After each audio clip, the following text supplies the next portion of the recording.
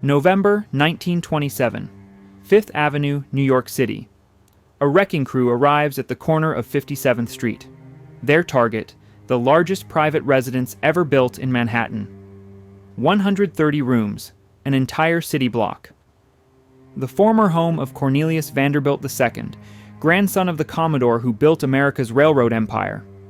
The mansion had stood for 45 years. A French Renaissance chateau transplanted to American soil. Limestone walls, carved stone details, interiors dripping with gold leaf and marble. The kind of house that announced wealth so loudly you could hear it from blocks away. Now it was coming down. Not because of fire or structural failure, because nobody wanted it anymore, because the family couldn't afford the $30,000 annual tax bill, because the world that built such houses had ended. The Gilded Age began in the 1870s, when industrial fortunes created a new class of American aristocrats: railroad magnates, steel barons, oil monopolists, men who built palaces on Fifth Avenue to rival European royalty, who threw parties costing hundreds of thousands, who collected art, married their daughters to European nobles, and lived lives of opulence most Americans could barely imagine. By the 1920s, it was over. The mansions were demolished for department stores and apartment buildings. The fortunes were taxed. The social system that sustained it all collapsed under the weight of World War, progressive reform, and changing American values. This is the story of how the Gilded Age ended, not with a single event, but with decades of pressure from labor movements, journalists, politicians, and economic reality. A world built on inequality couldn't survive when the people at the bottom decided they'd had enough. If you enjoy deep dives into American history and architecture, consider subscribing or join the channel as an exclusive member. We explore the forces that built and destroyed America's greatest periods and estates. Let's begin with the Wrecking Ball. Chapter 1. The day Cornelius Vanderbilt's palace fell. The Vanderbilt mansion occupied the entire block between Fifth Avenue and Madison, 57th Street and 58th. 130 rooms spread across multiple floors. It was, by every measure, the largest private home ever constructed in New York City. Cornelius Vanderbilt II had built it in 1882. Not the original Commodore Vanderbilt who made the fortune, but his grandson. By the time young Cornelius reached adulthood, the Vanderbilt name meant railroads, which meant money beyond calculation. The house reflected that wealth. Designed by George Brown Post, one of New York's leading architects, it cost over $3 million to construct, equivalent to over $90 million today. The exterior was French chateau style, limestone walls, steep roofs, carved stone ornament covering every surface. It looked like something transplanted from the Loire Valley. Inside was even more elaborate. A grand hall rose 3 stories, with carved oak paneling and stained glass windows. The ballroom could accommodate hundreds. A 2-story library held rare books. The dining room seated dozens beneath gilded ceilings. Every room competed to outdo the others in marble, gold leaf, exotic woods, and artistic detail. Cornelius II died in 1899 at age 55, reportedly from overwork managing the family railroad interests. His widow Alice continued living in the mansion. She maintained the house, the staff, the social obligations that came with being a Vanderbilt. The parties continued. The balls. The dinners. The mansion remained a center of New York society. But things were changing. Even before World War I, the economics of maintaining such houses had grown difficult. Property taxes climbed as the city assessed these palaces at their true value. Staff costs increased as servants demanded better wages. Heating, maintenance, repairs. Everything required constant expenditure. The war accelerated the changes. Servant shortages made it nearly impossible to maintain large staffs. Young men who would have been footmen and butlers were fighting in France.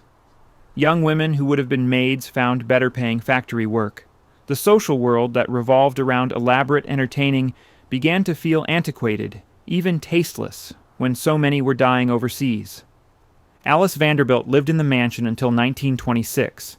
By then she was in her 80s. The house had become too large for one elderly woman, even with servants. The neighborhood was changing too. Commercial buildings were replacing other mansions. Fifth Avenue was becoming less residential, more business district. When Alice died, her heirs faced a decision: keep the house or sell it. The property taxes alone were $30,000 annually. Add heating, electricity, basic maintenance, minimal staff, and the carrying costs exceeded $100,000 per year. To justify those expenses, someone would need to actually live there. To live there meant employing 30 to 50 servants. That meant another 100,000 or more in annual wages. Nobody in the family wanted the burden. The younger generation of Vanderbilts preferred smaller townhouses or apartments with modern conveniences. They had country estates for weekend retreats. They didn't need a city palace that ate money. The mansion went on the market. The price was $7 million for the land and building. No buyer emerged who wanted a private residence. The location was too valuable for that. This was prime commercial real estate in the heart of Manhattan. Bergdorf Goodman, the luxury department store, bought the property. They wanted the land. The building was irrelevant, except as an obstacle to be removed. In 1927, the wrecking crews arrived. They started at the top, removing the slate roof tiles, then the upper floors, working their way down, salvaging materials where possible. The carved limestone facade, the marble mantels, the oak paneling. Some was saved and sold to collectors. Most went to landfill. New Yorkers watched the demolition with mixed feelings. Some mourned the loss of a landmark. Others saw it as inevitable progress. The mansion represented an era that felt increasingly distant. 45 years earlier, when it was built, America had no income tax, no labor regulations, no limits on how rich the wealthy could become. That world was gone. The demolition took months. Newspapers covered it regularly. Photographs showed the mansion gradually reduced to rubble. The chateau facade with gaping holes where windows had been. Interior rooms exposed to the sky. The grand staircase leading nowhere. Finally, just an empty lot where one of America's greatest houses had stood. Bergdorf Goodman built a new store on the site, Art Deco style, modern, clean lines and large display windows. The new building announced a different set of values: commerce over aristocracy, modern efficiency over Gilded Age excess, access for customers rather than exclusivity for the wealthy few. The Vanderbilt mansion wasn't the first to fall. By 1927, several other Fifth Avenue palaces had already been demolished, but it was the largest and most symbolic. When the biggest house built by one of America's richest families couldn't survive, it confirmed what many suspected. The Gilded Age was truly finished. The question is why? What forces destroyed a social and economic system that had seemed so permanent just decades earlier? To understand the end, we need to understand the beginning. How did the Gilded Age start? What created the world where families like the Vanderbilts could build palaces while workers starved? The answer begins 50 years earlier, in the aftermath of America's bloodiest conflict. Chapter 2. The Railroad and Steel Kings of 1870s. The Civil War ended in April 1865. 4 years of fighting had killed over 600,000 men. The South lay devastated. The North had won, but victory brought new questions. What kind of country would America become? The answer arrived on rails. Before the war, America had been a collection of regional economies. The Northeast manufactured goods, the South grew cotton, the West was mostly empty. Transportation between them was slow and expensive. Canals helped, but they froze in winter. Roads were terrible. Moving goods any distance took weeks or months. The war changed that. Both sides had used trains extensively for military purposes. The North especially had demonstrated how rail could move troops and supplies faster than anyone thought possible. Generals who understood logistics won battles. Logistics meant trains. After the war, that military knowledge became civilian opportunity. If trains could move armies, they could move anything: grain, cattle, Steel, coal, people. The country just needed tracks connecting everywhere to everywhere else. In 1869, something extraordinary happened. Two companies building from opposite directions met in Utah. The transcontinental line was complete. You could now travel from New York to San Francisco entirely by train. What had taken 6 months by wagon now took 6 days. The impact was immediate and enormous. Suddenly the West wasn't isolated anymore. Farmers could ship wheat to eastern cities. Ranchers could send cattle to Chicago stockyards. Miners could move ore to smelters. Towns sprang up along rail routes. Empty prairie became farmland. The country wasn't separate regions anymore. It was one integrated market. Building all those lines required enormous capital. More money than any individual could provide. So companies sold stock and bonds to investors. Those investors made fortunes when the ventures succeeded. And some individuals gained control of multiple rail companies, creating networks that spanned states. Cornelius Vanderbilt, the Commodore, was the first to truly understand what rail consolidation meant. He'd started with steamships, making a fortune in shipping. In the 1860s, he moved into trains, not building new lines, but buying existing ones and connecting them into a system. By the 1870s, Vanderbilt controlled the New York Central, which connected New York City to Chicago. He also controlled lines to Buffalo, to Albany, to dozens of other cities. His system moved freight and passengers more efficiently than smaller competitors. Efficiency meant profits. Profits made Vanderbilt one of the richest men in America. When he died in 1877, his fortune was estimated at over $100 million. In today's money, that's well over $2 billion, the largest American fortune up to that point. He left most of it to one son, William, who proved even better at multiplying the family wealth. But trains were just one opportunity. The expanding rail network created demand for other industries. Track needed steel. Lots of it.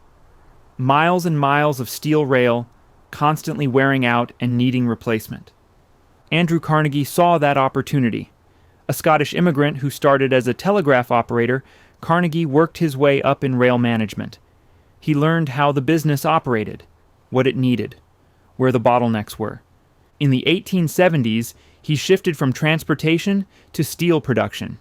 He built massive mills around Pittsburgh, facilities that used the newest technology, the Bessemer process, which could produce steel faster and cheaper than old methods. Carnegie's mills ran efficiently, producing enormous quantities at lower cost than competitors. Carnegie didn't just make steel, he controlled every step of the process. He bought iron ore mines in Minnesota. He bought coal mines in Pennsylvania. He bought ships to transport ore across the Great Lakes.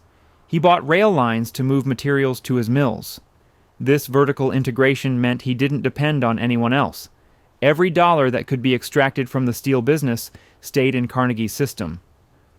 By the 1880s, Carnegie Steel dominated American production.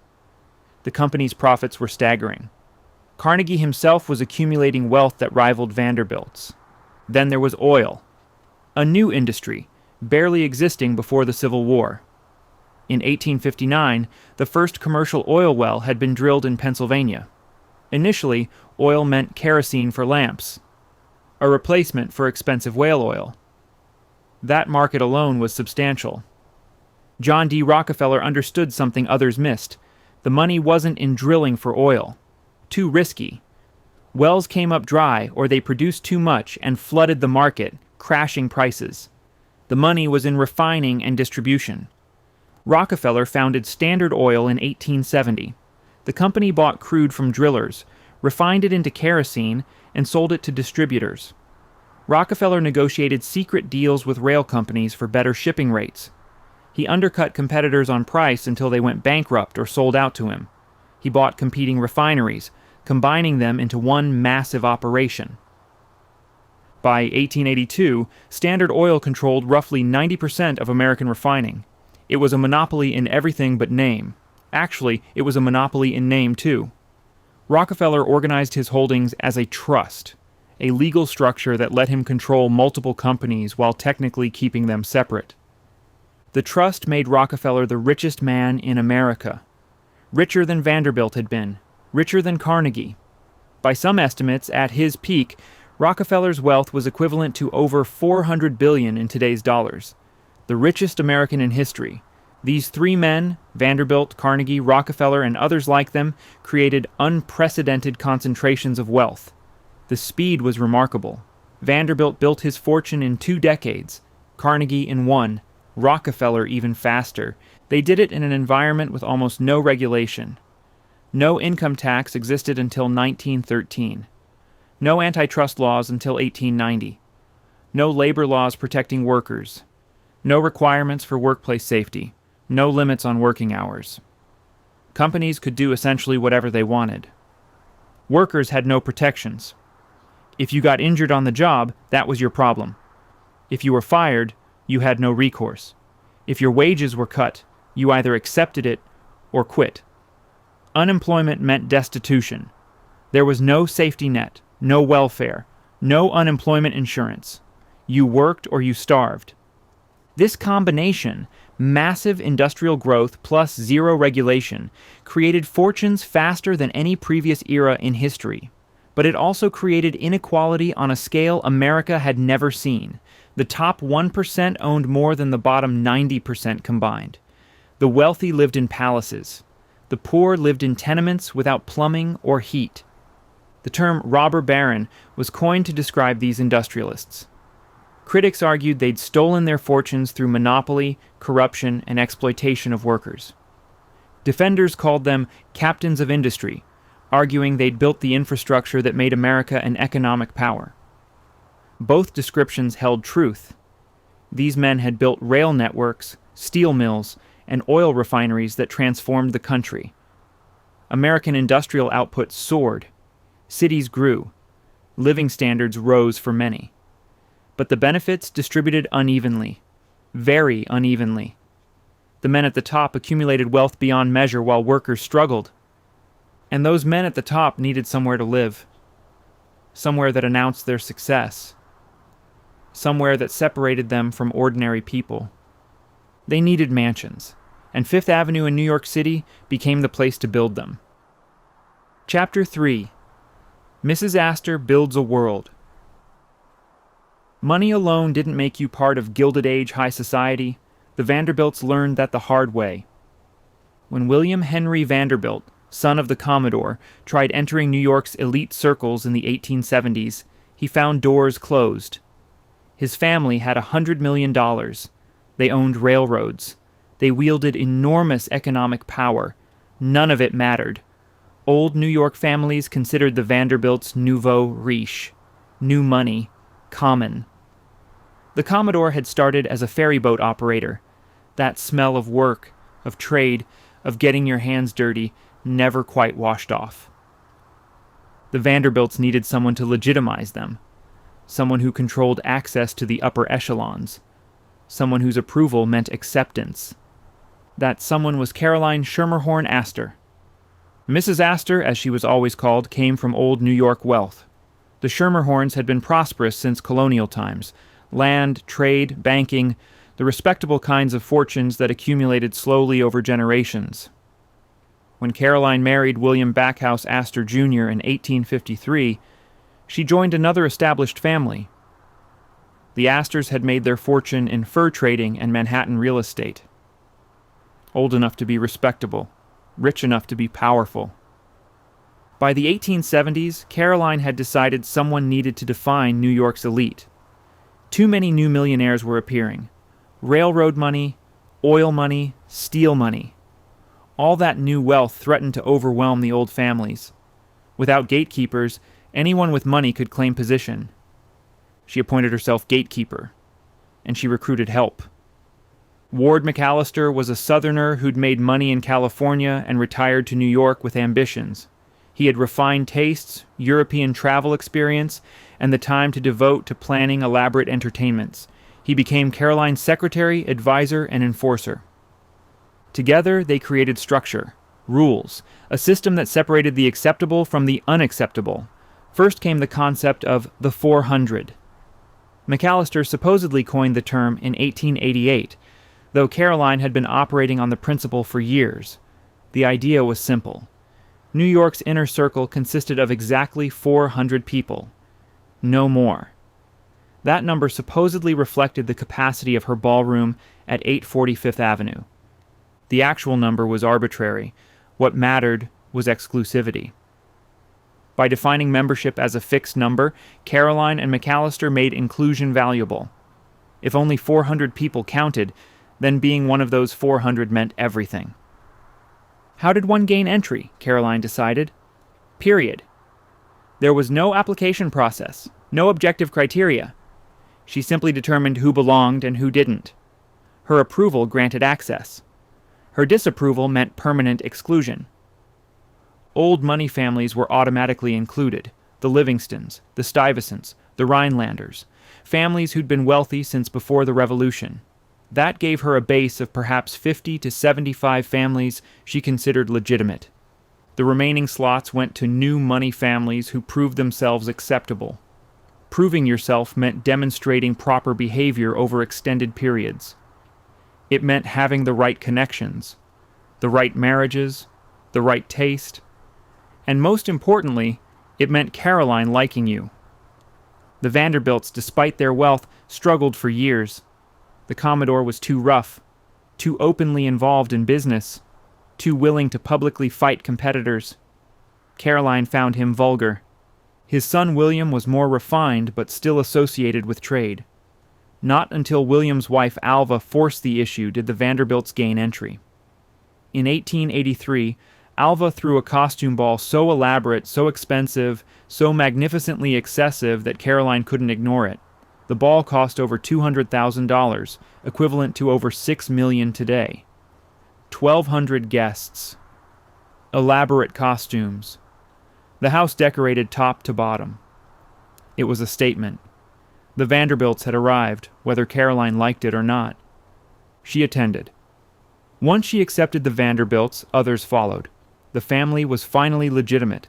This system required constant maintenance. Caroline held regular receptions during the season, which ran from November through early spring. She hosted dinners. She attended the opera in her permanent box. She summered in Newport, Rhode Island, where she held court at her cottage, Beechwood. The season operated on strict schedules. Monday was opera night. Everyone who mattered attended the Metropolitan Opera, not to hear music, but to be seen. Boxes were arranged by status. Caroline's box was center, first tier, the best location. From there she could survey the entire house, noting who attended and with whom. Calling cards were essential. Ladies left cards when visiting. Not being home meant leaving your card in a silver tray the butler held. The cards themselves conveyed messages.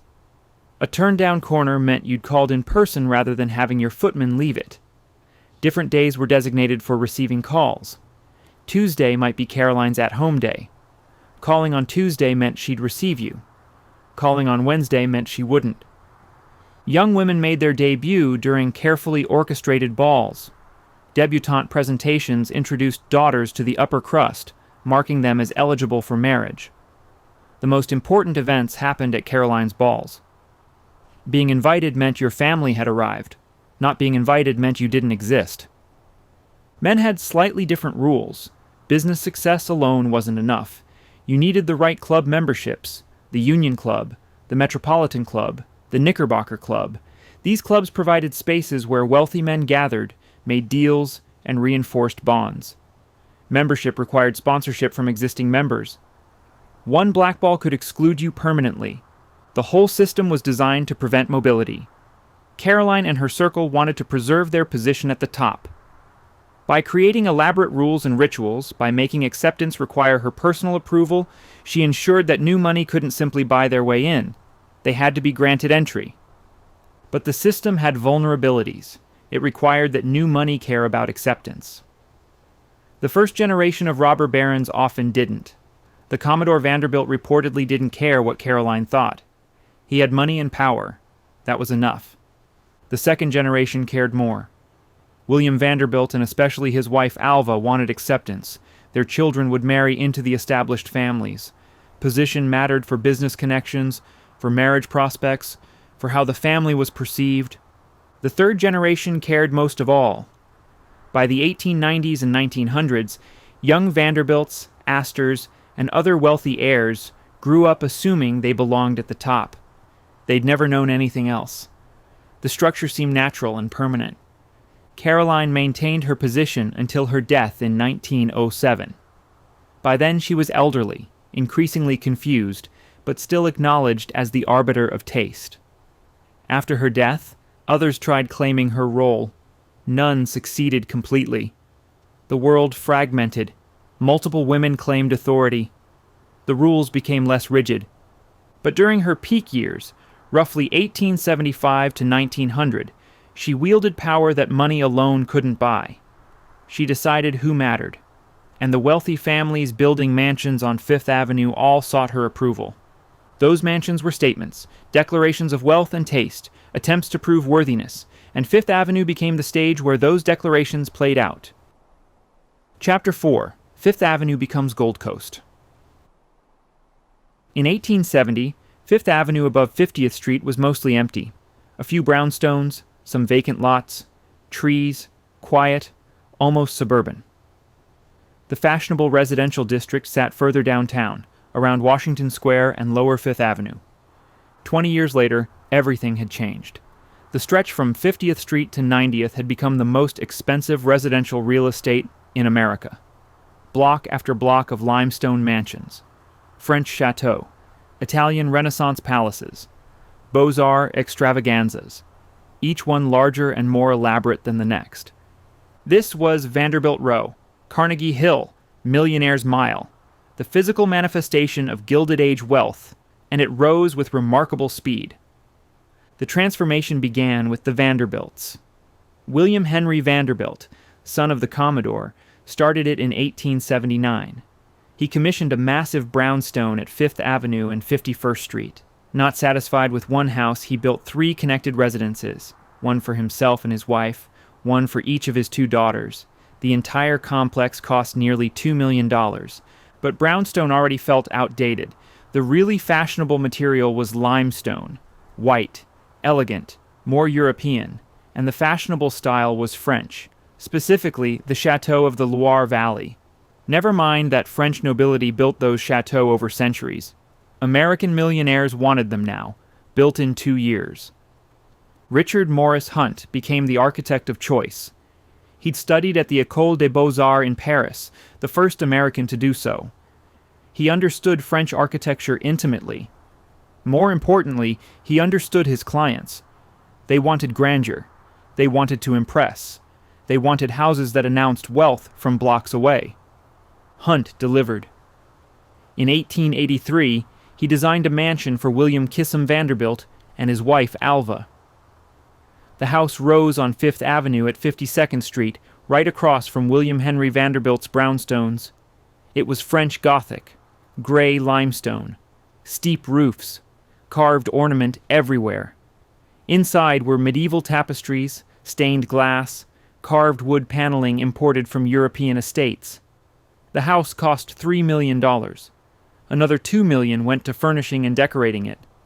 The Vanderbilt Chateau set the pattern. Suddenly every millionaire wanted a French palace, or an Italian Renaissance villa, or a Beaux-Arts Hotel Particulier. Anything European. Anything that suggested centuries of aristocratic breeding, even if the fortune was less than a decade old. The architectural competition escalated quickly. If the Vanderbilts built at 52nd Street, the Asters would build bigger at 65th. If Carnegie commissioned a house at 91st, someone else would go even further uptown. Each mansion tried to outdo its neighbors. Andrew Carnegie built his palace between 90th and 91st Streets in 1899. He'd studied the other mansions carefully and decided they were all too ostentatious. His would be simpler, elegant, refined. It still cost over $1 million and occupied an entire block front. Simple was relative. Henry Clay Frick, Carnegie's business partner and later rival, built further downtown at 70th Street. His mansion was designed to eventually become a museum. Frick was already collecting old master paintings. He wanted a house that displayed them properly. Classical architecture, large galleries, perfect lighting. The house opened in 1914, just as the era was ending. The Asters built multiple houses. Caroline Aster's residence at 840 Fifth Avenue was relatively modest compared to later palaces. Her son built larger, her nephews built larger still. The family owned property up and down Fifth Avenue. Aster money, made in Manhattan real estate, bought Manhattan real estate, which increased in value, generating more money to buy more property. Senator William Andrews Clark, who'd made a fortune in Montana copper mining, built perhaps the most excessive mansion of all. 121 rooms, 4 art galleries, multiple ballrooms. It cost $7 million and took 7 years to complete, finishing in 1911. Critics called it vulgar. Clark didn't care. He had money and wanted everyone to know it. The construction boom created opportunities for architects, contractors, decorators, and craftsmen. European firms exported marble by the shipload. Italian artisans came to carve stone details. French decorators installed paneling and furniture. The mansions became showcases for imported luxury. Building one of these palaces wasn't quick. 2 to 4 years was typical. During construction, neighbors had to endure constant noise. Stone cutting, hammering, wagons delivering materials. The disruption was immense. But nobody complained too loudly. Everyone on Fifth Avenue was either building or planning to build. The houses competed in details. Whose ballroom was largest? Whose marble staircase was most impressive? Whose art collection was most valuable? The wealthy owners treated their residences like museums, giving tours to favored visitors, showing off acquisitions. And the staffing requirements were staggering. A house with 30 to 50 rooms needed 20 to 40 servants minimum: butler, housekeeper, cook, multiple footmen, multiple maids, laundress, kitchen staff, chauffeurs for the automobiles, grooms for the horses, groundskeepers for any gardens. The servants lived in. Top floors usually held staff quarters. Narrow rooms, plain furnishings, totally separate from the lavish spaces below. Servants used separate staircases. They weren't supposed to be seen unless actively serving. The system required constant management. The housekeeper supervised female staff. The butler supervised male staff. Everyone answered to the lady of the house, who oversaw the entire operation. The costs extended beyond construction and staffing. Property taxes climbed as the city assessed these palaces at their true value. Insurance was expensive. Heating costs in winter were enormous. These houses had dozens of fireplaces, plus early central heating systems that burned coal by the ton. Maintenance was constant. Roofs leaked. Masonry cracked. Interior decoration required updating every few years to stay fashionable. But for 2 decades, roughly 1885 to 1905, the building continued. More mansions, larger mansions, more elaborate mansions. Fifth Avenue became a canyon of wealth. Walking up the avenue meant passing palace after palace, each announcing its owner's fortune. The concentration of wealth in such a small area was unprecedented. Within 20 blocks lived families worth hundreds of millions collectively. They attended the same parties. Their children married each other. They sat on the same corporate boards. They shaped American business and finance from their Fifth Avenue drawing rooms. The street became a tourist attraction. People would walk or take trolleys up Fifth Avenue just to gawk at the mansions. On Sunday afternoons, the sidewalks filled with middle-class families staring at houses they could never afford. The wealthy residents ignored them or resented the intrusion, but couldn't stop it. These were private homes on public streets. And the whole display depended on a system that seemed permanent. The wealthy would stay wealthy. Their children would inherit and maintain these houses. The mansions would stand for generations, like European palaces. Nobody building these houses in the 1890s imagined that within 30 years most would be demolished. Nobody thought the system could collapse. But forces were already building that would destroy everything they'd created. And those forces were gathering in places the Fifth Avenue residents rarely saw: in factories, in tenements, in newspapers, in political movements. The backlash against Gilded Age excess was coming. It just hadn't arrived yet. Chapter 5. Inside a Gilded Age Ball. The invitation arrived weeks in advance. Heavy cardstock, engraved lettering, your name written in elegant script, the date, the time, the address, and implicitly, the expectation that you would attend. Refusing a major ball invitation without excellent reason was unthinkable. These events weren't just parties.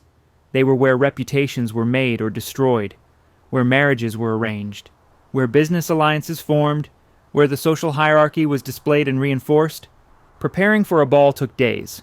For women especially, every detail mattered. The gown had to be new, or at least not worn to any recent event these same people had attended. It had to be fashionable but not too daring. Expensive but not ostentatious. The dress alone might cost several $1,000s, equivalent to a year's wages for a factory worker. Then there were jewels. Diamonds were essential. Emeralds. Rubies. Sapphires. The wealthiest women wore fortunes around their necks. Tiaras. Necklaces. Bracelets. Rings. The jewelry served dual purposes. Display of wealth, obviously, but also a kind of portable bank account. If financial disaster struck, jewels could be sold. Many families weathered temporary reversals by quietly liquidating gems. Hair required hours of attention. Ladies' maids worked with curling irons heated over gas flames. They arranged elaborate styles, pinned in jeweled combs, added false hairpieces if necessary. The goal was height and volume. Hair piled high made women appear taller, more regal. Men had it easier. Evening dress was standardized: black tailcoat, white waistcoat, white bow tie, white gloves, patent leather shoes. The uniformity was intentional. Men weren't supposed to compete in dress. Their wealth showed through their wives' and daughters' appearance. Carriages began arriving around 9 or 10 in the evening. Earlier arrivals risked appearing too eager. Later arrivals risked missing important moments. The timing required careful calculation. The approach to a major mansion on ball night was spectacular. Awnings stretched from the curb to the entrance. Red carpet covered the sidewalk. Liveried footmen stood at attention. Police kept back curious onlookers who gathered to watch the wealthy arrive. Inside, the transformation was complete. Servants had spent days preparing. Every room on the ground floor opened for the event. Furniture was removed or pushed against walls. Thousands of flowers filled every space: roses, orchids, lilies, palms in huge urns. The flowers alone might cost $10,000, gone and wilted by morning. Lighting was crucial. Gas lights or early electric lights blazed. Candles and candelabras added warmth. The goal was brilliant illumination. These events happened at night but should feel like daylight. Bright enough to see everyone clearly. Bright enough that jewels sparkled. Bright enough that no shadows offered escape from scrutiny. The host and hostess received guests in the main hall or drawing room. Guests passed through a receiving line. Handshakes, brief greetings, names announced by the butler. This moment established who was invited, who attended, who belonged. Being in that line meant acceptance. Music played from the moment guests arrived, a full orchestra typically. Positioned in a gallery or on a landing where they could be heard but not seen. Waltzes, mazurkas, polkas. Later in the evening, the new daring dances from Europe, the turkey trot, the bunny hug. Older attendees disapproved, but younger people insisted. Dancing began formally. Older married couples first, then younger married people. Finally, unmarried young women with appropriate partners. The order mattered. Dancing out of sequence suggested disrespect for convention. Young women came to balls to be seen by potential husbands. Their mothers watched carefully, noting which men asked their daughters to dance. Too many dances with one man suggested improper attachment. Too few dances total suggested unpopularity. The ideal was steady attention from multiple appropriate suitors. Men used balls to evaluate marriage prospects. Dancing provided opportunity for conversation. You could assess intelligence, personality, interests. You could judge how a woman carried herself, how she interacted with others. And of course, you could evaluate her family's wealth and connections. Between dances, guests circulated. They visited different rooms, admired the art and furnishings, gossiped, made observations. Every conversation was calculated. Whom you spoke with mattered. Being seen in earnest discussion with important people suggested you were important too. Around midnight, supper was served, not a seated dinner. A buffet in the dining room and adjacent spaces, tables laden with food, hot dishes, cold dishes, elaborate arrangements designed to impress, whole pheasants, salmon, lobster, oysters, caviar, champagne flowing constantly. The food alone might cost $20,000. Guests ate standing or seated in small groups. The informality was intentional. It encouraged mixing. People could move between groups, start conversations, make connections. This was when business was actually discussed, when parents arranged meetings between their children, when alliances formed. Supper lasted an hour or more, then dancing resumed. The pace increased, the rules relaxed slightly.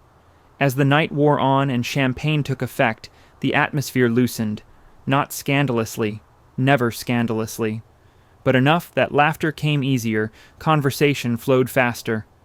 The ball didn't end at a specific time. Guests departed when ready. The host and hostess remained until the last guests left, which might be 3 or 4 in the morning. Servants stayed later still, cleaning, clearing dishes, removing flowers, resetting furniture. They might work until dawn. The next day, newspapers covered major balls. Society pages listed attendees, described gowns, noted who danced with whom. These accounts were read eagerly. Being mentioned meant you mattered. Being ignored meant you didn't. The costs of throwing such an event were staggering. A major ball easily cost $50,000 to $100,000. Flowers, food, servants, music, decorations. That's equivalent to $2 to $4 million today. For one evening. One night of entertainment that would be forgotten within a week. But these events weren't really about entertainment. They were displays of power, demonstrations of wealth, opportunities to reinforce the social hierarchy. Every element, the invitations, the flowers, the food, the music, served to show that the host could afford it and the guests deserved to be there. And the frequency was remarkable. During the season, a major ball happened nearly every week. Multiple smaller events happened constantly. Dinners, receptions, theater parties, opera nights. The wealthy class spent months every year doing essentially nothing but entertaining each other. This lifestyle required enormous resources, time, money, staff, energy, and it required that you never questioned whether it was worthwhile. The system worked as long as everyone agreed it mattered. Once people started questioning whether elaborate balls served any purpose, the whole structure became vulnerable. By the early 1900s, some voices were already questioning. Progressive reformers pointed out the disparity. One ball cost more than a factory worker earned in a lifetime. The same families throwing $100,000 parties employed workers at poverty wages. The criticism stung. Some wealthy hosts became defensive. Others became more discreet. A few began to question their own lifestyle. But mostly the balls continued, because stopping meant admitting the critics were right. And the Gilded Age elite weren't ready for that admission. Not yet. Chapter 6. The Servant Army Below Stairs. A Gilded Age mansion didn't run itself. Behind every elegant ball, every formal dinner, every perfectly maintained residence stood an army of workers laboring constantly. The numbers were staggering. A typical Fifth Avenue palace required 30 to 50 staff members. Larger establishments employed 70 or more. The Vanderbilt Cottage in Newport, a 70-room summer house, kept a permanent crew of 40. And that didn't count temporary hires for special events. The hierarchy below stairs was as rigid as the one above. At the top sat the butler. He supervised all male employees, managed the wine cellar, oversaw formal service, and acted as the master's personal attendant. A good butler earned $1,200 to $2,000 annually, substantial pay for the era, reflecting the position's importance. The housekeeper ranked equally high, but supervised the female staff. She managed linens, oversaw cleaning, handled household accounts, and ensured everything ran smoothly. Her salary matched the butler's. Together they formed the management layer that kept the household operating. Below them came specialized positions. The cook ran the kitchen like a military operation. She might have 2 or 3 assistants plus scullery maids. In wealthy households, the cook was often French, hired specifically because French cuisine carried prestige. These professionals commanded high salaries and temperamental reputations. Ladies' maids served the mistress and adult daughters. They dressed hair, maintained wardrobes, packed for travel, and provided personal service. This was skilled work requiring training.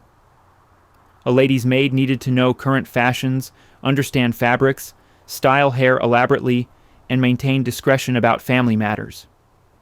Valets performed similar duties for the master and adult sons. They maintained wardrobes, laid out clothes, drew baths, shaved their employers if required.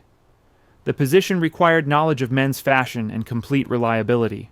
Footmen were young men in livery who served at table, answered doors, and provided general assistance. They were chosen partly for appearance. Height mattered. Good looks helped. They wore elaborate uniforms designed to impress visitors. Their work was visible, making them part of the display. Maids divided into categories. Parlor maids cleaned public rooms, maintaining the showpiece spaces guests saw. Bedroom maids handled private chambers. Kitchen maids worked under the cook. Laundry maids, often multiple women, tackled mountains of washing and basement laundries.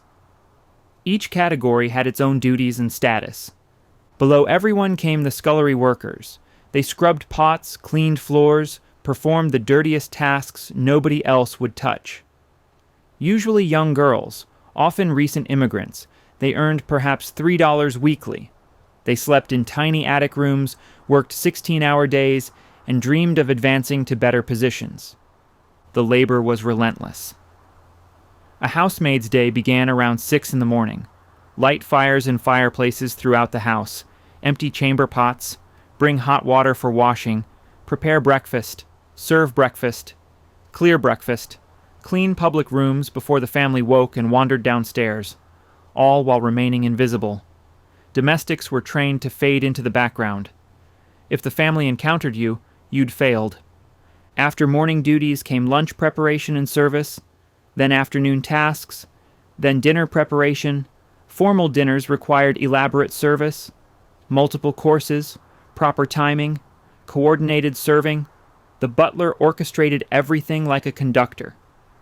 One mistake, one spilled drop, one moment of clumsiness could result in dismissal. After dinner came cleaning, washing dishes by hand, scrubbing pots, putting away silver, cleaning the dining room, preparing for the next day. Kitchen staff might labor until 11 at night or later, then up again at 6 the next morning. One day off monthly was standard. Some employers allowed less. That day off usually meant Sunday afternoon and evening. Not enough time to go far or do much. Just enough to attend church, write letters home, and rest before returning to duty. Living conditions varied. The best employers provided decent rooms, adequate food, and treated their people with respect. Others crammed domestics into unheated attics, fed them scraps, and worked them mercilessly. Employees had no recourse. Employment was at will. You could be fired instantly without explanation or references. No job meant no income. No income meant potential homelessness. The work was also dangerous. Kitchens were hot. Fires burned constantly. Heavy pots caused burns. Knives cut. Laundries used harsh chemicals. Falls from ladders while cleaning upper windows killed or injured people regularly. No workers' compensation existed. If you got hurt, you were dismissed and replaced. The wages seemed pitiful by modern standards but made sense in context. Board and room were included. Domestics didn't pay rent, buy food, or purchase work clothes. Their wages represented money that could be saved or sent to family. Many immigrant workers supported relatives back in Europe on their earnings. Still, the inequality was stark. A lady's maid earning $400 annually dressed a woman who spent more than that on a single ball gown. Footmen earning $300 yearly served dinners where the wine alone cost more than they made monthly. The disparity was visible daily, impossible to ignore. Some employers treated staff well. They provided gifts at Christmas, bonuses for long service, medical care when people fell ill. These gestures created loyalty. Workers who felt appreciated stayed for decades, becoming part of the family in a limited way. Other employers were cruel. They docked wages for minor infractions. They prohibited followers, meaning household staff couldn't have romantic relationships. They dismissed pregnant maids without references, ensuring they'd never find positions in respectable homes again. The power imbalance was total. Young women faced particular dangers. Unwanted advances from men of the house or their guests were common. Refusing could mean dismissal. Accepting could mean pregnancy and ruin. Some employers blamed the maids regardless, maintaining that domestics must have been seductive. The victims had no protection, no advocates, no justice. Labor organizing among household workers was nearly impossible. They lived with their employers. They worked individually, not in groups. They were easily replaced. Unions focused on factory employees and miners, people who labored collectively. Domestic workers remained isolated and vulnerable. By the early 1900s, the supply of household help was declining. Young women found other options. Factory work paid less but offered more freedom. You could leave at the end of your shift, live independently, have privacy. Even with lower wages, many preferred factory work to domestic service. The wealthy families noticed. Finding good help became difficult. Training new people constantly was exhausting. Wages had to increase to attract labor. The economics of maintaining huge staffs grew challenging. World War I accelerated the change. Young men went to war. Young women took factory jobs supporting the war effort. Domestic service came to seem old-fashioned, servile, a relic of aristocratic Europe, not modern America. The shortage made maintaining the mansions harder. Running a 50-room house with half the staff it needed was impossible. Corners got cut, standards declined, and the costs kept rising even as service quality fell. This created pressure on the whole system. The mansions required people to function. Without adequate help, they became burdens rather than showpieces. The wealthy families who'd built these palaces, assuming labor would always be available, found themselves trapped in houses they couldn't properly maintain. And the workers themselves, who'd made the whole Gilded Age lifestyle possible, were walking away, finding better options, refusing to accept the old terms. Their quiet rebellion was helping to dismantle the system from within. Chapter 7: European Envy and Art Collecting. American millionaires had a problem. They were richer than European aristocrats. Their houses were larger than European palaces, but nobody mistook them for nobility. They were new, raw, commercial. They made money in steel mills and oil refineries. European nobles inherited estates and titles going back centuries. The Americans wanted legitimacy, cultural legitimacy. They wanted to be seen as refined patrons, not just vulgar businessmen. So they turned to the one thing that could bridge the gap: acquiring masterpieces, old masters specifically, Renaissance paintings, medieval tapestries, ancient sculptures, the kind of cultural artifacts that came with centuries of provenance. If you couldn't inherit an aristocratic lineage, you could buy one, or at least buy the trappings that suggested one. The timing worked perfectly for both sides. European nobility had treasures but needed cash. American millionaires had cash but needed cultural credentials. A transatlantic market developed rapidly in the 1880s and 90s. British aristocrats sold first. The agricultural depression of the 1870s had devastated their rental incomes. Estates that had supported families for generations suddenly couldn't cover expenses. Paintings hanging in country houses for 200 years went to auction. American buyers scooped them up. J.P. Morgan led the way. The banker assembled one of the greatest private holdings in history. He bought entire estates' contents at once. Dealers would approach him with catalogs. Morgan would circle what he wanted, sometimes whole pages. The purchases would be crated and shipped to New York or his London residence. Morgan acquired everything: paintings, manuscripts, rare books, Chinese porcelain, Egyptian antiquities, medieval reliquaries, Renaissance bronzes. If it was old and valuable and culturally significant, Morgan wanted it. His holdings eventually filled multiple warehouses. Much of it he never even saw, he just owned it. Henry Clay Frick took a more focused approach. He wanted old master paintings exclusively: Rembrandt, Vermeer, Van Dyck, Velázquez. He built his mansion on Fifth Avenue specifically to display them properly. Large galleries, perfect lighting, climate control.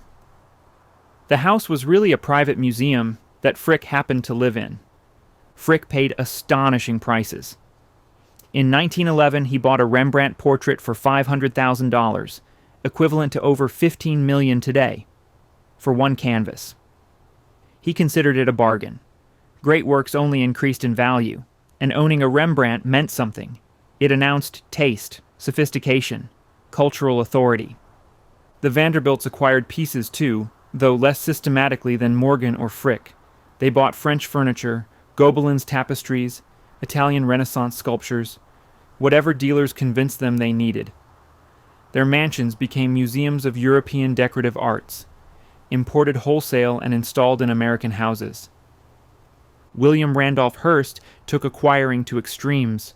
He bought entire European rooms, paneling ripped from French chateaux, ceilings from Italian palazzos.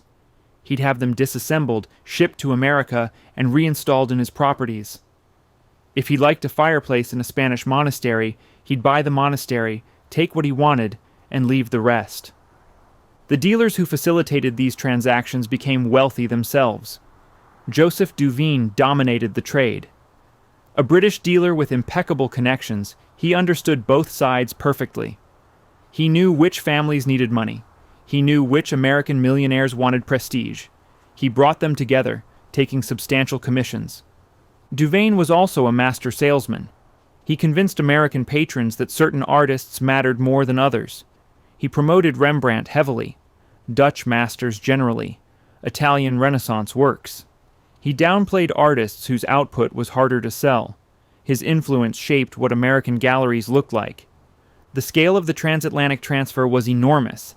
Between 1870 and 1914, thousands of significant pieces left Europe for America. The Louvre and National Gallery lost nothing, but private estates were gutted.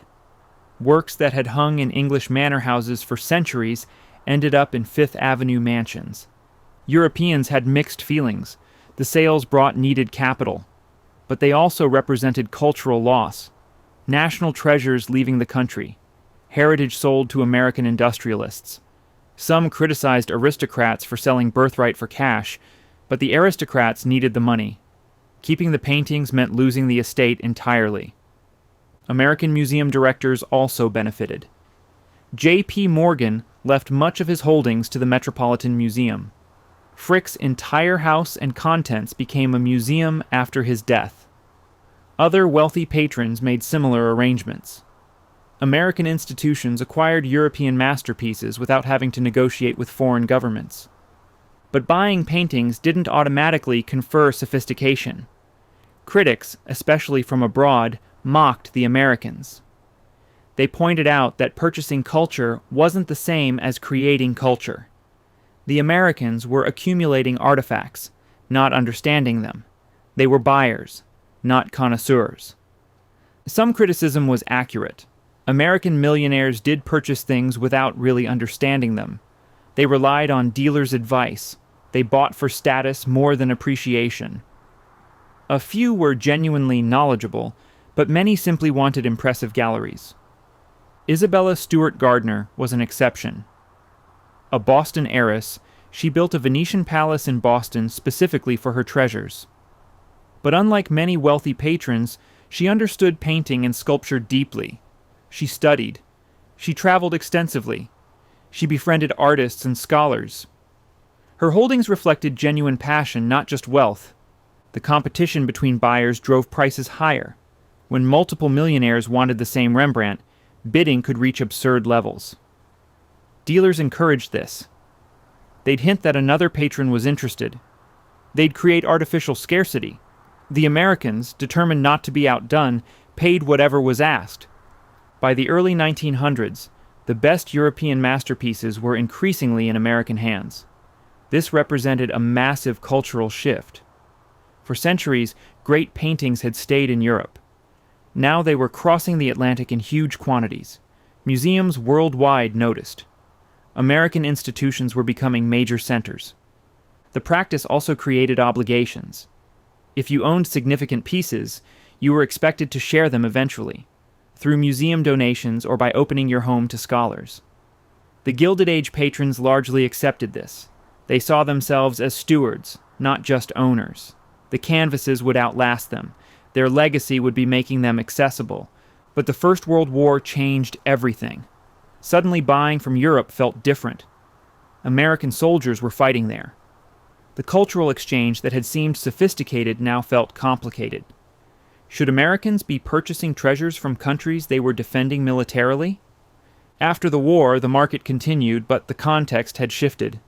The American millionaires who'd built the great galleries were aging or dying. Their heirs often weren't interested in maintaining huge holdings. The assemblages began fragmenting. Museums acquired pieces. Some returned to Europe. The concentrated private galleries of the Gilded Age started dispersing. And the whole endeavor revealed something fundamental about Gilded Age wealth. These men could buy anything except the one thing they really wanted: legitimacy, cultural authority, the respect that comes from centuries of refinement. They could own Rembrandts, but they couldn't change the fact that their money came from oil wells and steel mills. They remained American businessmen who'd gotten very rich. The purchases couldn't transform them into something else, but the paintings could outlast them.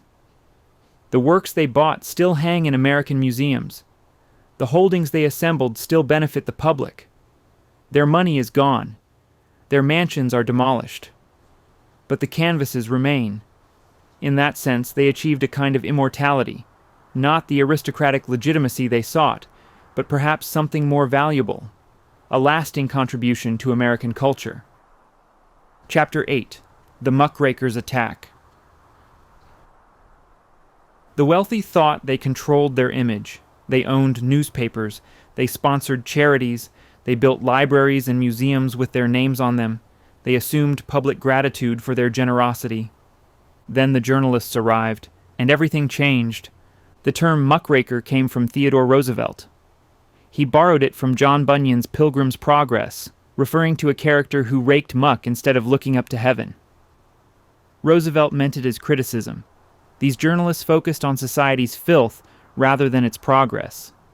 They exposed corruption instead of celebrating achievement. The muckrakers took it as a compliment. Yes, they raked muck, because American society had a lot of muck that needed raking. The movement began in the magazines. McClure's magazine led the way. Founded in 1893 by Samuel S. McClure, it published serious investigative journalism alongside fiction and general interest articles. McClure understood something crucial. Middle-class Americans wanted to understand the forces shaping their world. They sensed something was wrong with how wealth and power operated. They just needed someone to explain it clearly. In 1902, McClure's published 3 groundbreaking series simultaneously. Lincoln Steffens exposed urban political corruption in The Shame of the Cities. Ray Stannard Baker investigated labor conditions and racial inequality, and Ida Tarbell began her devastating series on Standard Oil. Tarbell's work hit hardest. She spent years researching John D. Rockefeller's business practices. She interviewed former Standard Oil employees. She obtained confidential documents. She traced the company's history from its founding through its rise to monopoly power. What she revealed shocked readers. Rockefeller hadn't built Standard Oil through superior products or service. He'd used ruthless tactics, secret deals with railroads for preferential shipping rates, predatory pricing to drive competitors bankrupt, industrial espionage, bribery, threats. The company systematically destroyed anyone who challenged it. Tarbell wrote with precision and restraint. She didn't need sensationalism, the facts were damning enough. She showed how Rockefeller's monopoly raised prices for consumers while crushing small businesses, how the trust concentrated wealth while creating poverty, how one man's fortune came at immense cost to thousands of others. The series ran from 1902 to 1904. It was published as a book, The History of the Standard Oil Company, which became a bestseller. Suddenly, Rockefeller wasn't a captain of industry. He was a robber baron. His wealth wasn't admirable achievement. It was stolen goods. Rockefeller tried defending himself. He pointed to his philanthropy, the libraries, the universities, the medical research. Shouldn't his charitable work count for something? The public wasn't buying it. As one critic put it, Rockefeller was giving away with one hand what he'd stolen with the other. The philanthropy didn't erase the methods used to acquire the fortune. Blood money remained blood money, even when donated to good causes. Other muckrakers followed Tarbell's example. Upton Sinclair investigated the meatpacking industry. His novel, The Jungle, published in 1906, exposed horrific conditions in Chicago stockyards. Spoiled meat sold to consumers. Workers losing fingers in machinery. Rats falling into sausage grinders. The public was horrified.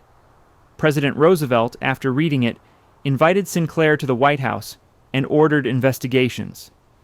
Sinclair had actually intended to highlight worker exploitation, the dangerous conditions, the poverty wages, the lack of rights. But readers fixated on the contaminated food.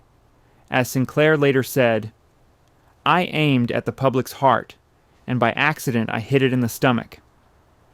Still, the book achieved results. The Pure Food and Drug Act and Meat Inspection Act both passed in 1906, directly due to the jungle's impact. David Graham Phillips attacked political corruption. His series, The Treason of the Senate, published in 1906, showed how wealthy industrialists controlled senators through bribery and influence. The Senate was supposed to represent the people. Instead, it served corporate interests. Phillips named names, documented payments, showed the corruption mechanisms clearly.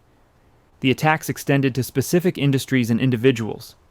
Thomas Lawson, a former stockbroker, wrote Frenzied Finance, exposing stock manipulation schemes. Charles Edward Russell investigated the Beef Trust. Ray Stannard Baker wrote about railroad monopolies. Every major industry came under scrutiny. The magazines that published these exposés saw circulation soar. McClure's reached hundreds of thousands of readers. Collier's Weekly, Everybody's Magazine, The American Magazine, all published muckraking journalism. They discovered that exposing corruption sold copies. Readers were hungry for this information. The wealthy fought back. They pressured advertisers to boycott muckraking magazines. They bought newspapers to counter the narratives. They hired public relations firms, a new industry, to improve their images. John D. Rockefeller Jr., trying to rehabilitate his father's reputation, hired Ivy Lee, one of America's first PR professionals. Lee advised a softer approach. Show Rockefeller as human. Photograph him giving dimes to children. Emphasize his religious faith. Focus on philanthropy. Don't directly address the criticisms. Just flood the zone with positive stories until the negative ones faded. It partially worked. Rockefeller's image improved somewhat, but the fundamental damage remained. The muckrakers had shown that great fortunes were built on exploitation. The public couldn't unknow that. The investigations also led to concrete reforms: the Pure Food and Drug Act, the Meat Inspection Act, the Federal Trade Commission Act, the Clayton Antitrust Act. Each addressed problems muckrakers had exposed. The journalism had real impact. It changed laws. It changed how Americans viewed wealth. For the Gilded Age elite, this was devastating. They'd assumed their wealth conferred authority, that their success proved they deserved power. The muckrakers challenged that assumption directly. They showed that wealth often came from exploitation, not talent. That monopoly power came from corruption, not efficiency. The psychological impact was significant. The wealthy had believed their own narratives. They genuinely thought they were benefactors, job creators, nation builders. The muckrakers reframed them as predators, thieves, oppressors. That reframing was hard to shake. Public opinion shifted dramatically. In 1880, most Americans admired wealthy industrialists. By 1910, many viewed them with suspicion or outright hostility. The change wasn't universal. Some still defended the robber barons. But the consensus had cracked. Wealth no longer automatically commanded respect. This made the social system harder to maintain.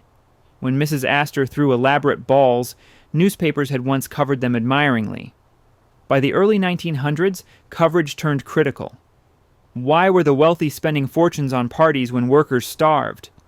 The same actions that once seemed glamorous now seemed obscene. The muckrakers also inspired a generation. Young people read these exposés and decided to fight for reform. Future progressives, labor leaders, and politicians traced their awakening to muckraking journalism. The articles provided education. They showed how power actually worked. They revealed that change was possible. By 1912, the muckraking era was waning. Magazines faced economic pressure. Advertisers withdrew support. Some publications folded. Others toned down their criticism. The peak moment of exposure had passed, but the damage, from the wealthy's perspective, was permanent. The muckrakers had destroyed the moral authority of Gilded Age fortunes. They'd shown that wealth came from exploitation, that monopolies harmed the public, that the system was rigged. You couldn't go back from that knowledge. Once Americans understood how their society actually worked, they couldn't pretend otherwise. And that understanding created demand for change. Real change. The kind that would eventually dismantle the Gilded Age entirely. The muckrakers didn't destroy the Gilded Age alone, but they provided the intellectual ammunition. They gave reformers the facts they needed. They turned public opinion against unchecked wealth. They made continued excess politically impossible, and the wealthy never forgave them for it. Chapter 9. Labor Revolts in the 1913 Tax. The workers had been patient, decades of patience, accepting poverty wages, enduring dangerous conditions, watching fortunes accumulate at the top while they struggled to feed their families. But patience has limits. By the 1890s, those limits had been reached. Across America, workers began fighting back, not with words, with strikes, work stoppages, confrontations that sometimes turned violent. The Gilded Age elite discovered that their wealth depended on workers who decided they'd had enough. The Great Railroad Strike of 1877 set the pattern. It started in West Virginia when the Baltimore and Ohio Railroad cut wages. Workers walked off. The strike spread along rail lines to Maryland, then Pennsylvania, then across the country. Within weeks, tens of thousands of workers had stopped working. The railroads brought in strikebreakers. The strikers fought them. Violence erupted in multiple cities. In Pittsburgh, militiamen fired into crowds, killing 20. Rioters burned railroad property in response. Millions of dollars in damage. The strike lasted 45 days before federal troops restored order. The 1880s brought more conflicts. In 1886, the Haymarket Affair in Chicago shocked the nation. Workers were striking for an 8-hour workday. During a peaceful rally, someone threw a bomb at police. 7 officers died. Police opened fire on the crowd. 4 workers died. 8 anarchists were arrested and tried. 4 were hanged, though evidence connecting them to the bombing was thin. The Haymarket Affair terrified the wealthy. If workers were willing to use bombs, nowhere was safe. The Fifth Avenue mansions, the Newport cottages, the private railroad cars, all could be targets. Security increased. Guards were hired. Paranoia set in. The strikes continued. Steelworkers, coal miners, textile workers, virtually every major industry experienced labor unrest. The pattern was consistent. Workers demanded better wages or conditions. Management refused. Workers struck. Management brought in replacement workers. Violence often followed. The Homestead Strike of 1892 was particularly brutal. Andrew Carnegie's steel plant in Pennsylvania. Workers struck over wage cuts. Henry Clay Frick, managing the plant, hired 300 Pinkerton detectives as private security. The Pinkertons arrived by barge. Armed workers met them at the dock. A 12-hour gun battle followed. 10 died. Dozens were wounded. The state militia eventually broke the strike. The workers lost. The Union was destroyed. But Carnegie's reputation suffered permanent damage. He'd been in Scotland during the strike, claiming ignorance of Frick's tactics. Nobody believed him.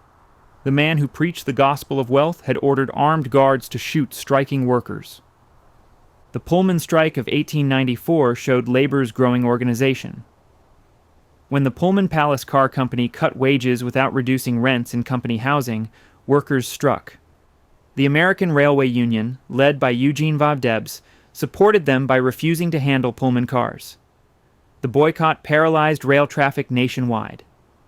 President Cleveland intervened. He sent federal troops to break the strike, claiming mail delivery was disrupted. Soldiers forced trains through. Debs was arrested. The strike collapsed. But it demonstrated that workers could organize across industries. That scared the wealthy more than isolated strikes ever had. Each strike brought the same response from management: refuse to negotiate, hire replacements, use violence if necessary. The wealthy saw compromise as weakness. If you gave in to one group of workers, others would make demands. Better to crush them all. But the strikes revealed something important. The Gilded Age depended on cheap labor. The mansions required dozens of underpaid servants. The factories needed workers willing to accept poverty wages. The railroads couldn't run without engineers and conductors working long hours for little pay. If those workers refused, the whole system stopped.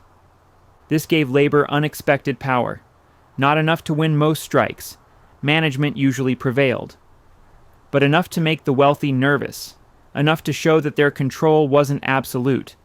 That their fortunes depended on continued cooperation from people they'd exploited. Public opinion was shifting too. Middle-class Americans who might once have sided with management began sympathizing with strikers. The muckrakers' exposés had shown the exploitation. People understood why workers were angry. When militia shot striking workers, it looked like wealthy men using state power to protect profits. This created political pressure for reform. If violent strikes were the alternative, maybe modest concessions made sense. Progressive politicians began pushing labor reforms.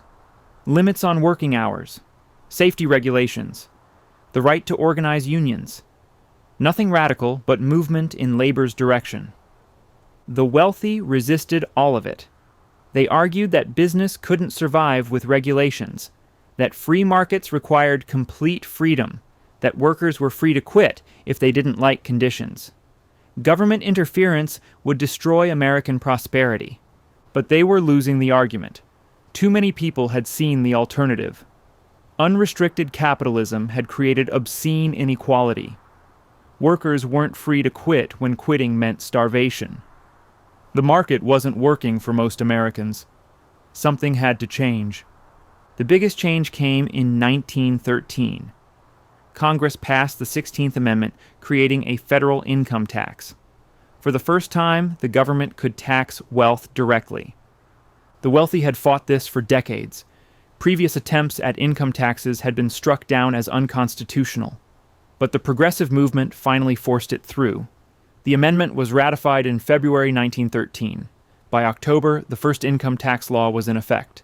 The initial rates were modest, 1% on income over $3,000, up to 7% on income over $500,000. The wealthy could afford it easily, but the principle terrified them. If the government could tax income, it could tax wealth.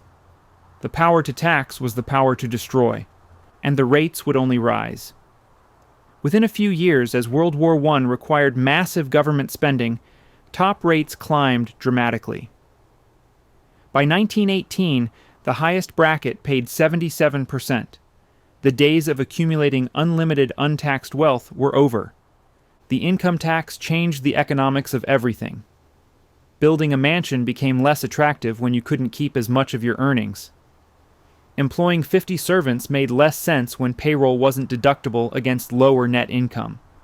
Throwing $100,000 parties felt wasteful when taxes claimed most of your profits. The wealthy adapted. They hired accountants to find deductions.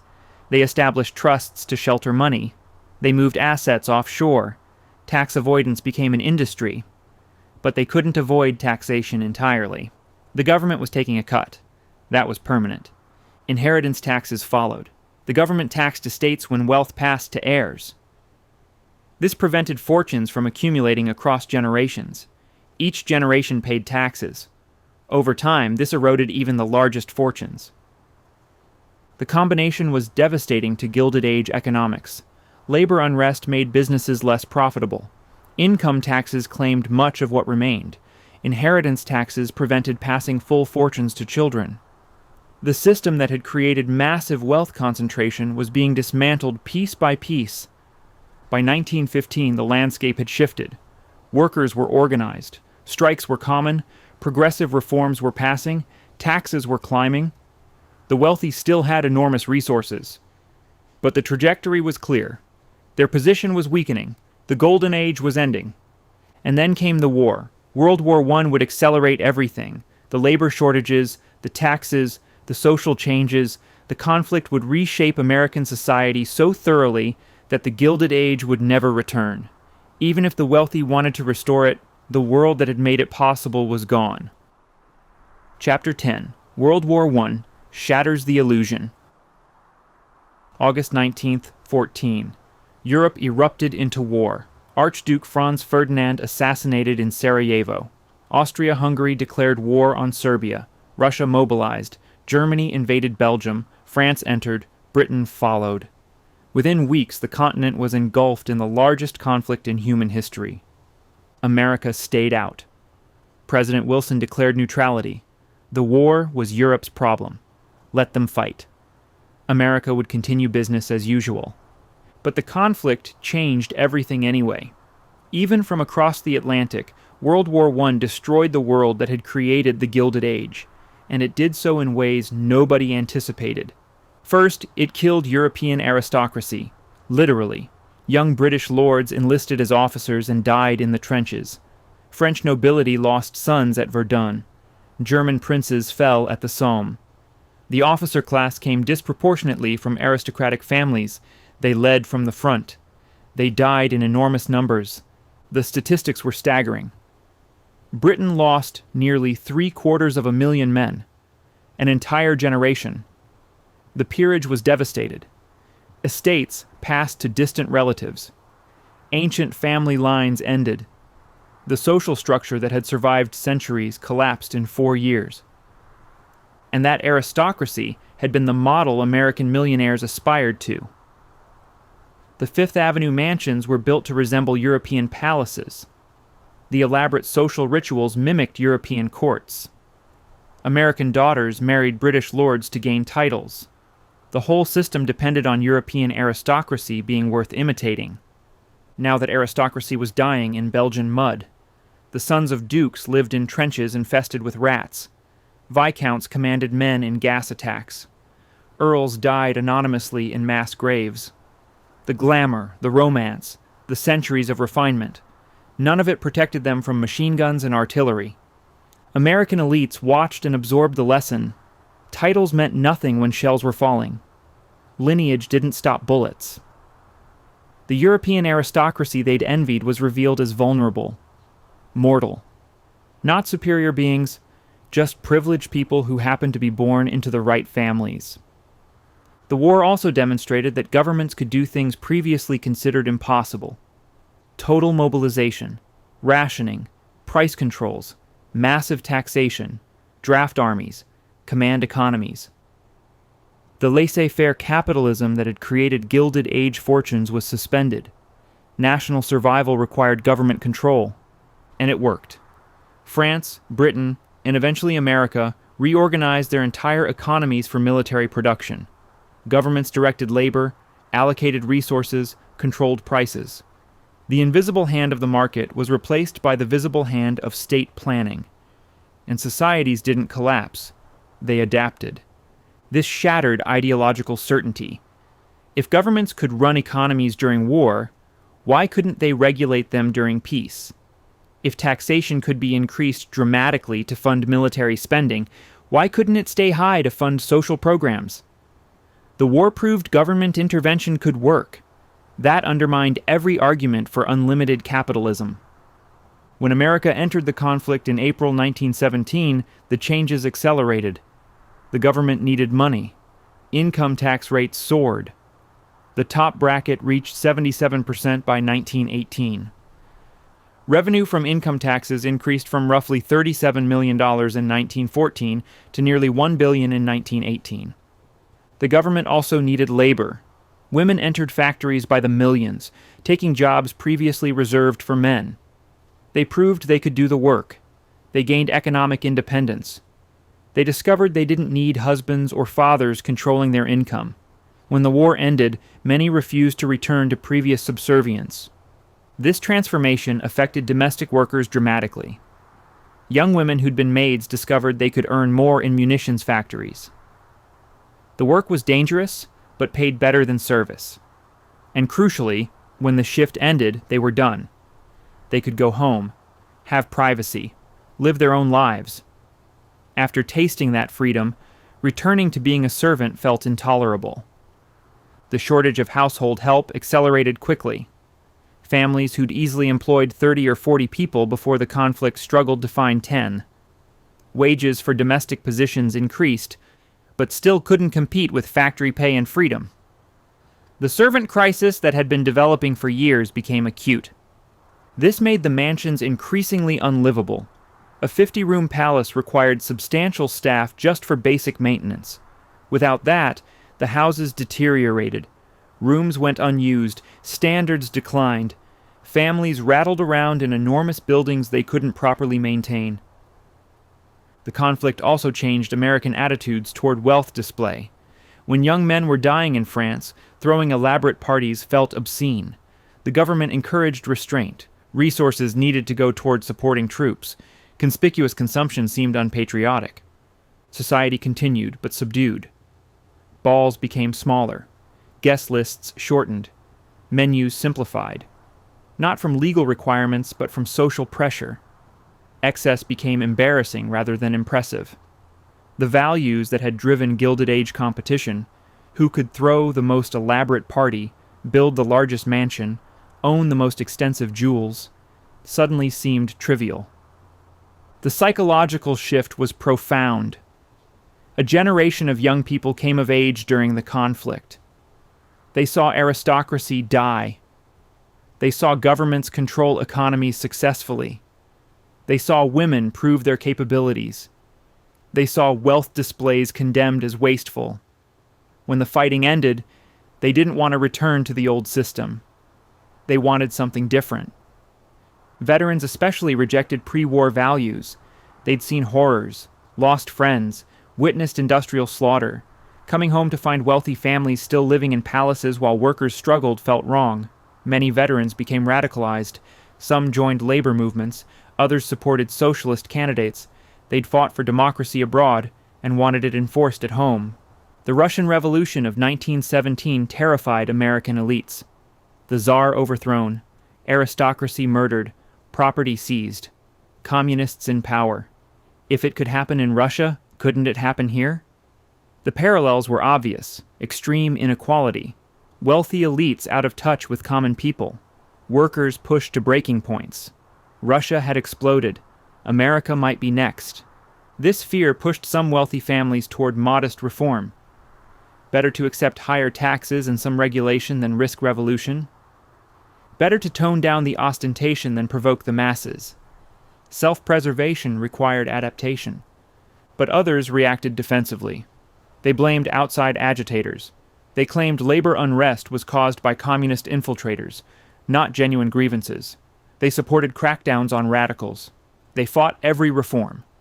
This resistance would continue through the 1920s, but it was rearguard action. The momentum had shifted. The conflict also disrupted the transatlantic cultural flow. Americans had been buying European treasures for decades. The fighting made that impossible. European families had more urgent concerns than selling paintings.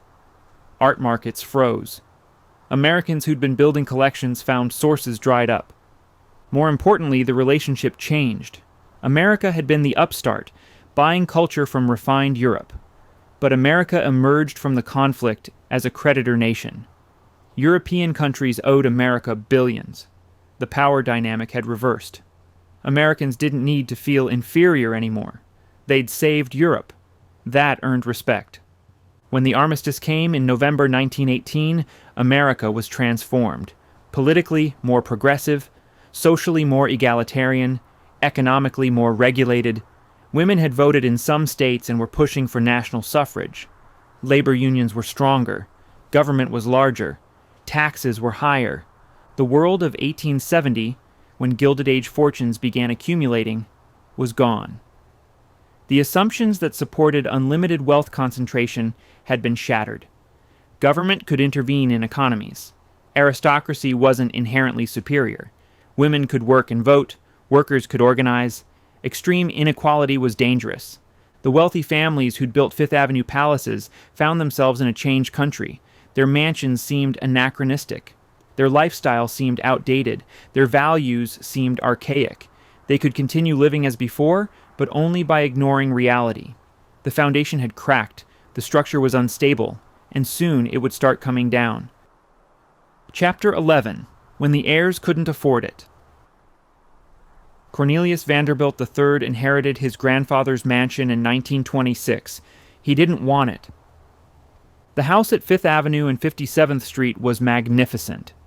130 rooms, an entire city block, the largest private residence in Manhattan. It had cost over $3 million to build in 1882.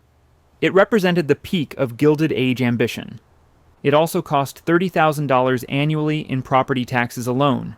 Add heating, electricity, basic maintenance, and insurance, and carrying costs exceeded $100,000 yearly. To actually live there meant employing at least 30 staff members. That added another $100,000 or more in wages. Cornelius III was wealthy by any normal standard, but he couldn't afford that house. Nobody could, not anymore. The economics had fundamentally changed. His grandfather, Cornelius II, had lived during an era of no income tax. Every dollar earned was kept. Accumulating wealth was straightforward. Make money, keep money, buy property. By 1926, the top income tax bracket was 25%. It had been 77% during the recent conflict and would rise again. But even at 25%, it meant giving a quarter of your income to the government before paying any other expenses. Inheritance taxes compounded the problem. When Cornelius II died, his fortune passed with minimal taxation. By the 1920s, estate taxes claimed significant portions of inherited wealth. The money that funded the mansion's construction couldn't be replicated by heirs facing modern taxation. The servant situation was equally impossible. Before the conflict, finding qualified household help was easy. Young immigrants needed work. Domestic positions, while poorly paid, offered employment. But post-conflict, opportunities had expanded. Factories paid better. Retail positions offered more freedom. Fewer people were willing to work as live-in help. Those still willing to serve demanded higher wages. The imbalance of supply and demand worked in their favor.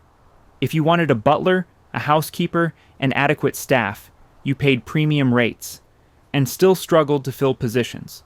The mathematics didn't work. To maintain a Fifth Avenue palace required perhaps $250,000 annually.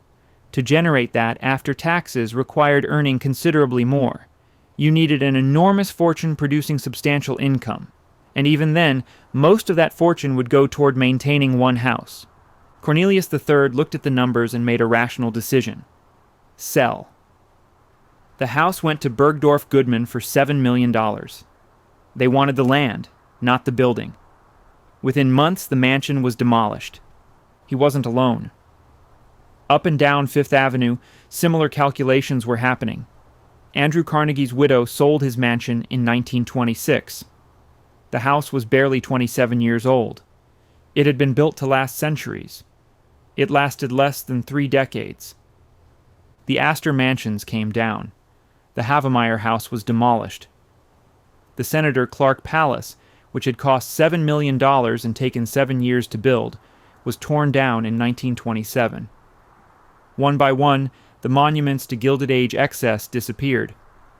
The families selling weren't broke. Many remained wealthy, but wealth wasn't enough. You needed extraordinary resources to maintain these palaces, and increasingly, the resources required exceeded what even wealthy families could justify spending. Some tried adapting. They closed off floors, lived in just a few rooms, reduced staff to bare minimums. But living in a 50-room mansion with 5 staff members meant the house deteriorated. Rooms went unheated. Leaks weren't repaired. Standards declined. The buildings required full staffing or they fell apart. Others tried converting mansions to other uses, turned them into apartments, offices, clubs, but the buildings weren't designed for conversion. The rooms were too large, the layouts too specific, electrical and plumbing systems were outdated, converting cost more than demolishing and building new. The land values made demolition inevitable anyway.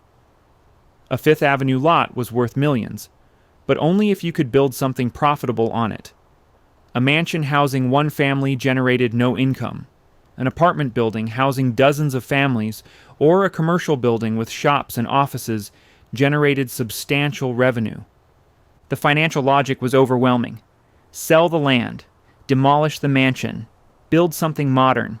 Developers paid premium prices because they knew they could make money. The families accepted because keeping the houses meant slowly going broke. The emotional cost was significant. These weren't just buildings. They were family homes, places where children had grown up, where weddings had happened, where parents and grandparents had lived.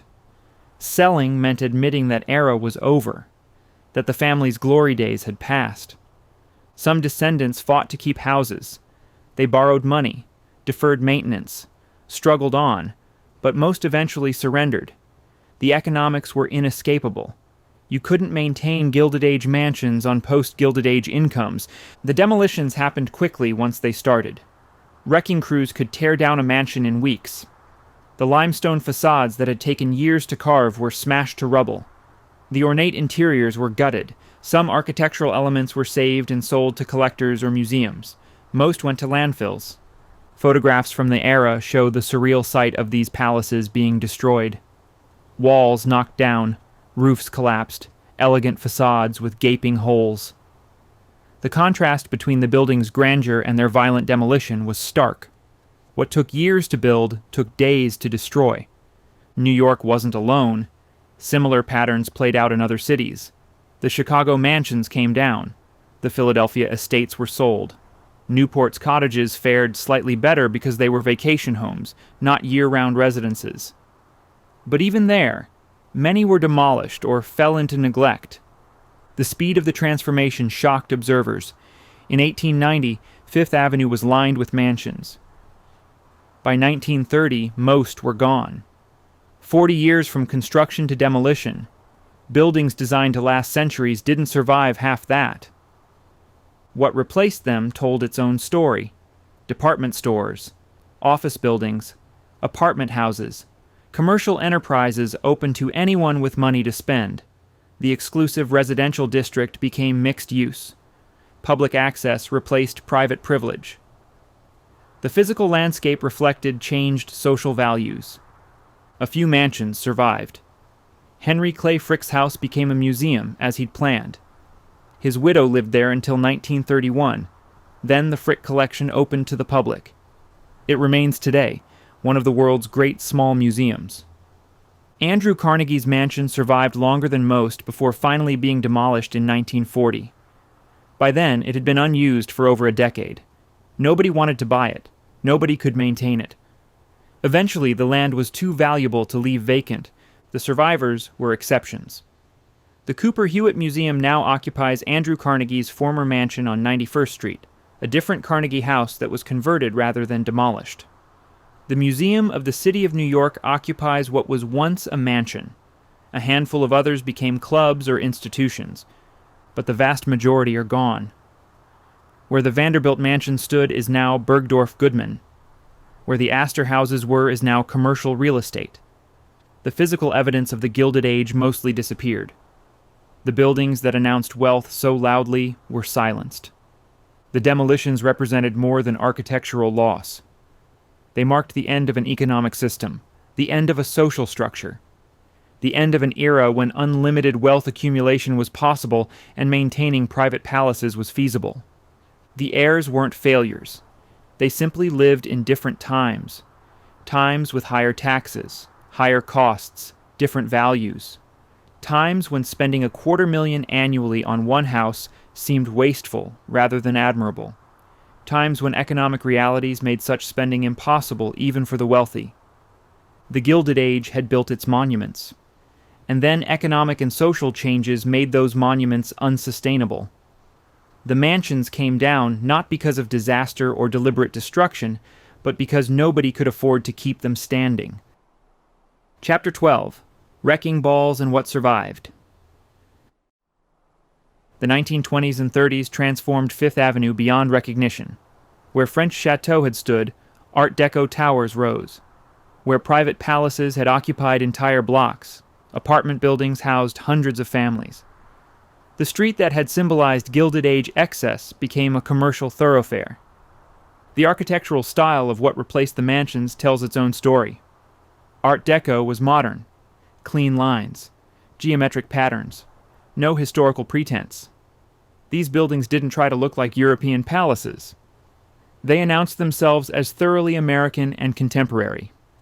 The future, not the past. Bergdorf Goodman's new building on the Vanderbilt site opened in 1928.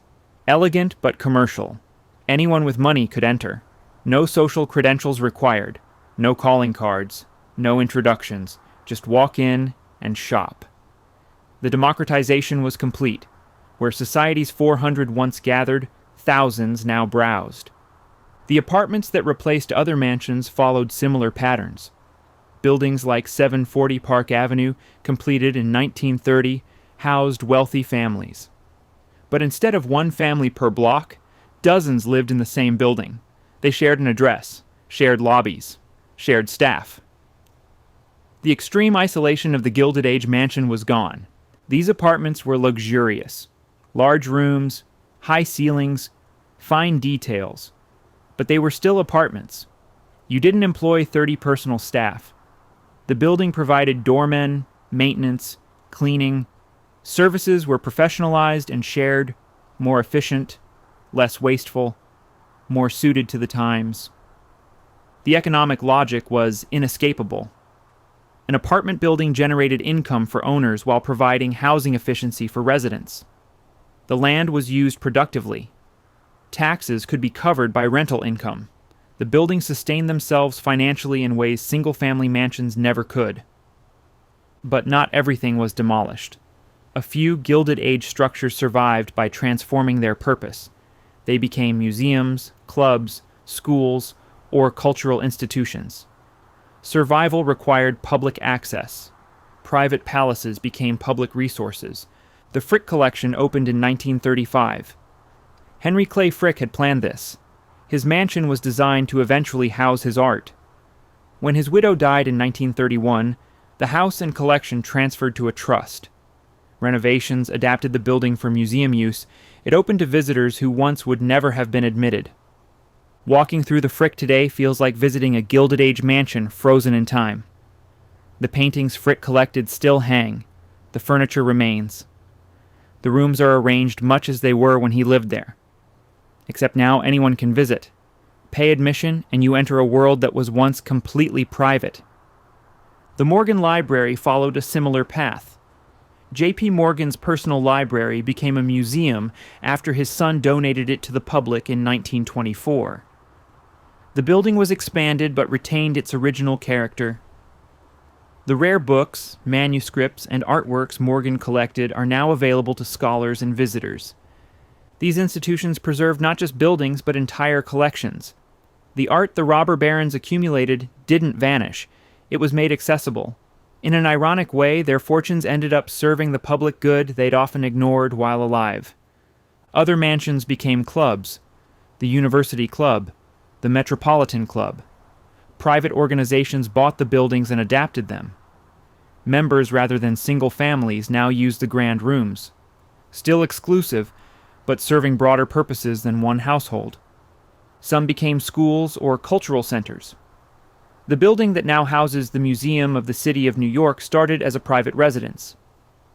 The Cooper Hewitt Smithsonian Design Museum occupies Andrew Carnegie's mansion on 91st Street. The buildings found new life by serving educational purposes. But these survivors were exceptions. For every mansion that was repurposed, 10 were demolished. The majority of Gilded Age architecture simply vanished. Block after block that had been residential became commercial. The physical transformation mirrored the social one. Newport's preservation happened differently. The Rhode Island cottages survived because they were vacation homes, not primary residences. The carrying costs, while substantial, were manageable for wealthy families who used them seasonally, and eventually many were donated to the Preservation Society of Newport County. Today, tourists visit the Breakers, Marble House, and other Newport mansions. They walk through rooms that once hosted society balls. They see the opulence firsthand. The houses function as museums, teaching visitors about an era that ended a century ago. The preservation movement itself emerged partly from watching the Fifth Avenue demolitions. As mansion after mansion disappeared, some recognized that architectural history was being lost. Organizations formed to save significant buildings.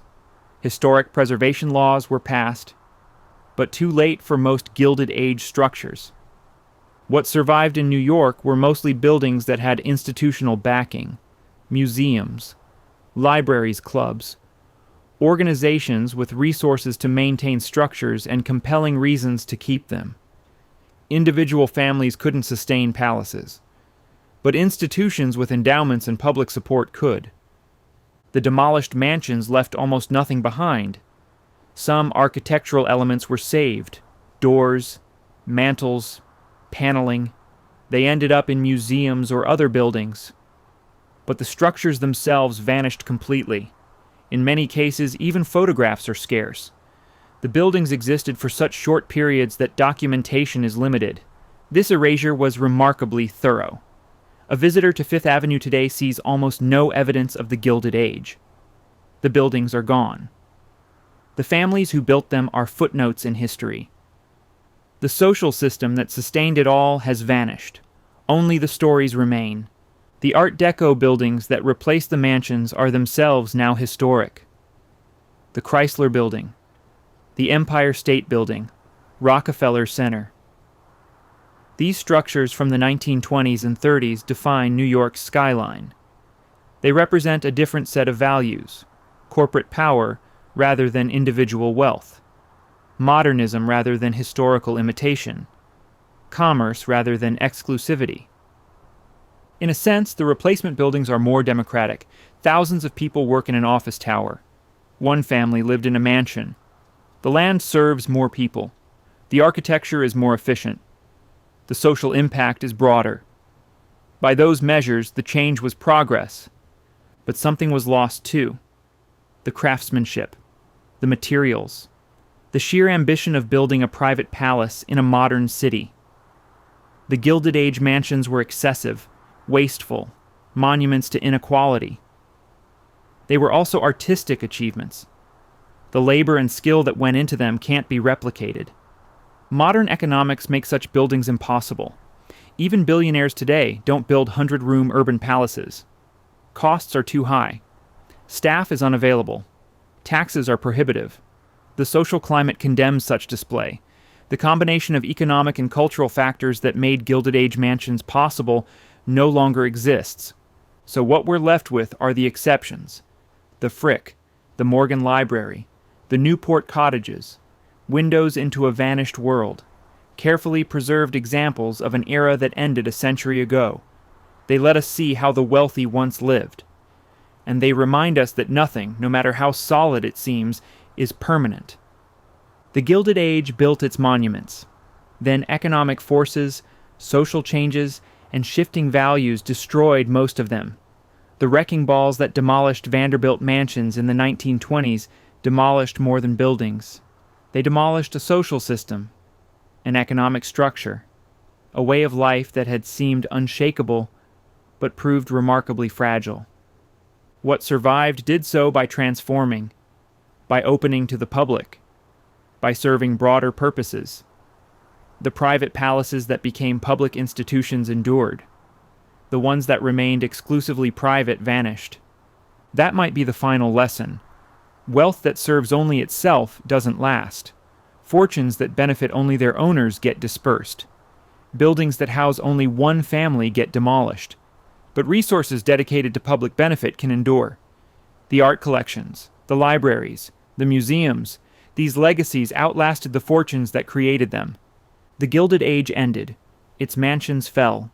Its social system collapsed, but transformed into institutions serving everyone. Some of what it created survives. Not as monuments to wealth, but as resources for learning. Not as private luxury, but as shared heritage. The age ended, but pieces of it, repurposed and democratized, remain.